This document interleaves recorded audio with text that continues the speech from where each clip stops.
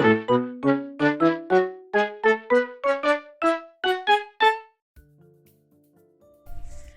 everyone and welcome back to my channel, and in today's video I'm going to be showing you 5 easy craft projects that you can do when you are bored, and I'll be leaving all of the items that you will need for each DIY in the description down below. So let's just get on with it.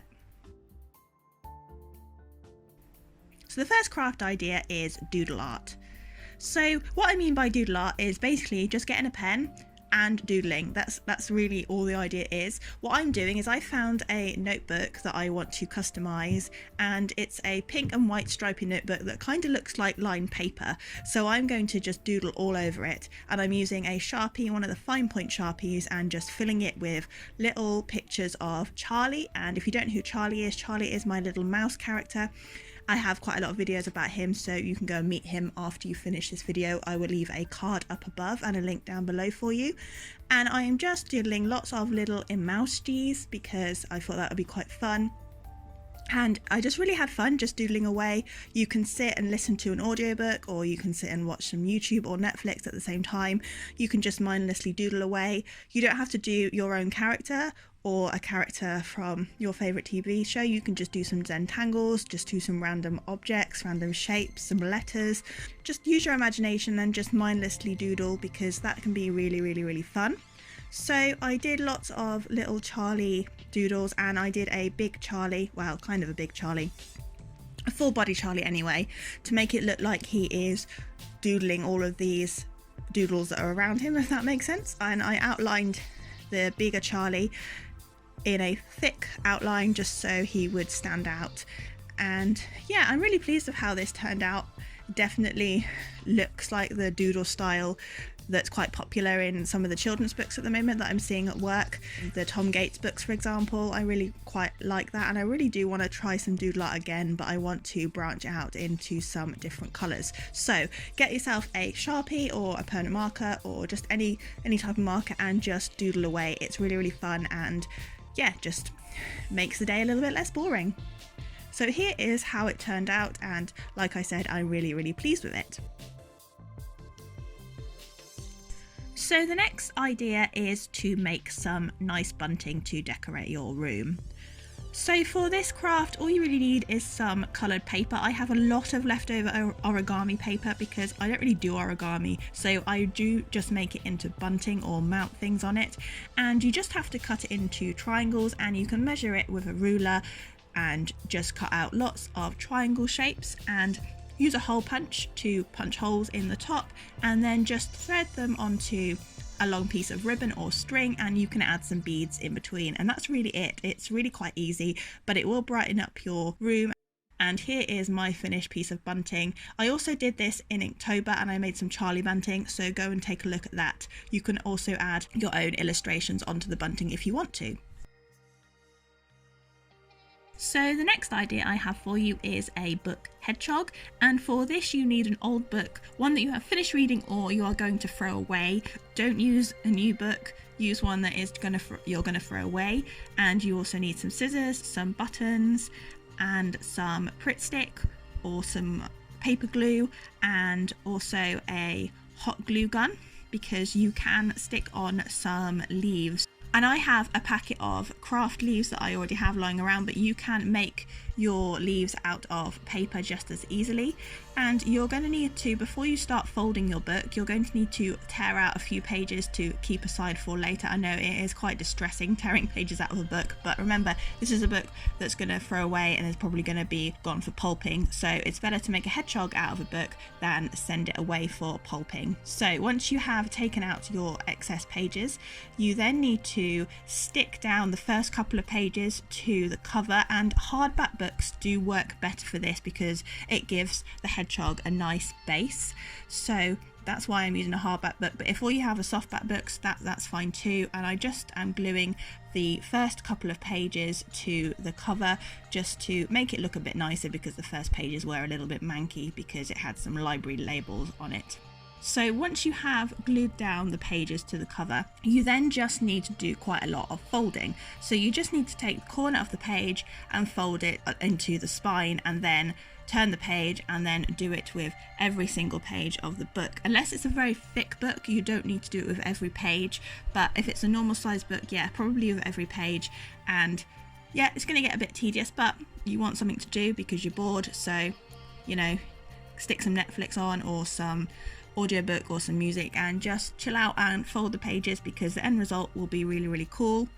So this does take a while, but once you finish, you will open up the book and you will have this shape, and it will be kind of like a hedgehog. My book, I realised, was a little bit too square. So it does work a bit better with more of an oblong book, but you do need to stick some extra spikes in. That is what the extra bit of papers are for, is you just cut some triangles out and stick them into the hedgehog so it looks like a hedgehog. And you can also stick some leaves in with some hot glue like I have done here, and also the buttons for the eyes and the nose. So here is our finished little book hedgehog friend, and I really like how this turned out, and it's a really good way of recycling books rather than throw them away. It's something that you can have on your bookshelf to guard all your books. So my next idea is to jazz up some shoelaces with some Sharpies and some beads, and you can use any colour shoelaces, but I have some nice white shoelaces that I need to jazz up. So what I'm doing is just taking some Sharpies and colouring little blocks of colour in a little pattern, or sort of a pattern, not quite a pattern, didn't look like an exact repeating pattern, but I tried to space the colours out quite nicely, and I just went all the way along my shoelace and did exactly the same with the other shoelace, just doing little bits of colour blocking, leaving a little white gap in between. And over time this white gap might get smaller because the Sharpie ink will spread and they might start to blend into each other, which will look really cool. And when you start tying your shoelaces, they will also start slightly blending into each other, but that's absolutely fine.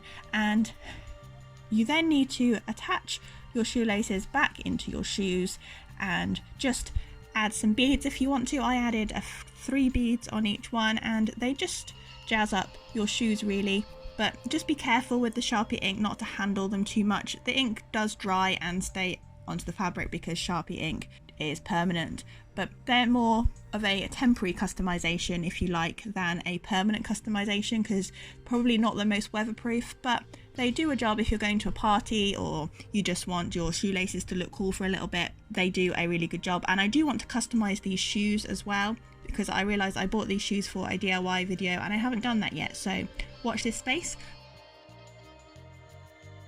So here are my newly customized shoelaces. I think they do look cool and give the shoes a little bit of an edge now.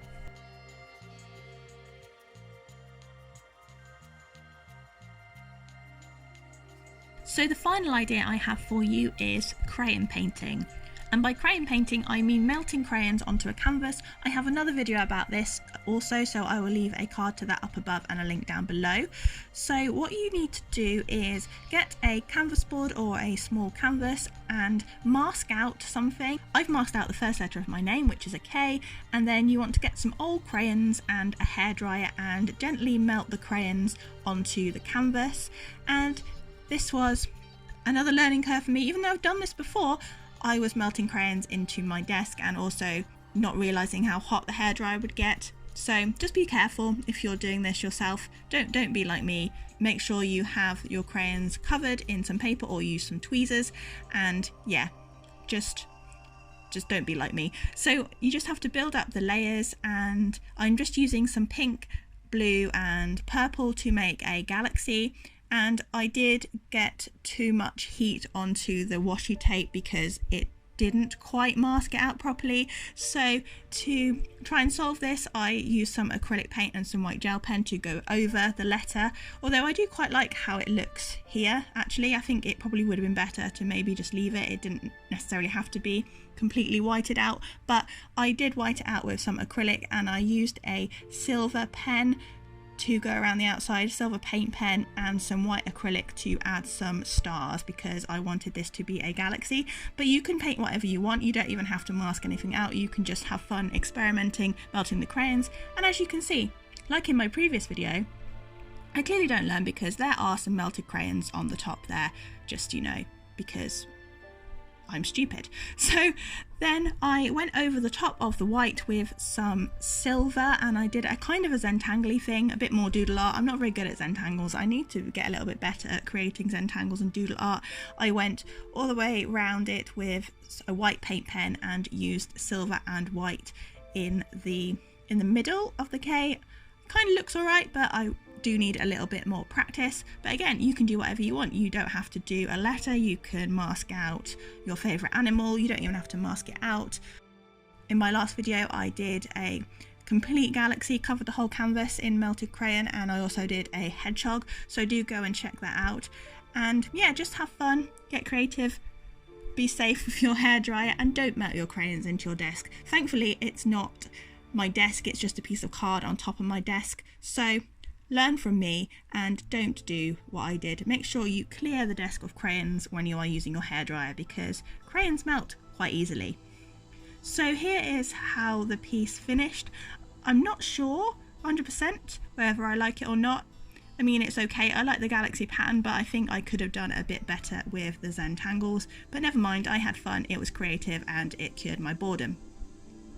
So I hope you enjoyed this video. Let me know in the comments below which one was your favourite. Subscribe if you haven't already. I do quite a lot of DIY and arty crafty videos, so do have a look around my channel. And if you like this video, you know, emotionally, please do leave it a like down below, as that really does help me out. But that is all for today's video. Thank you so much for watching, and I'll see you in the next one. Bye for now.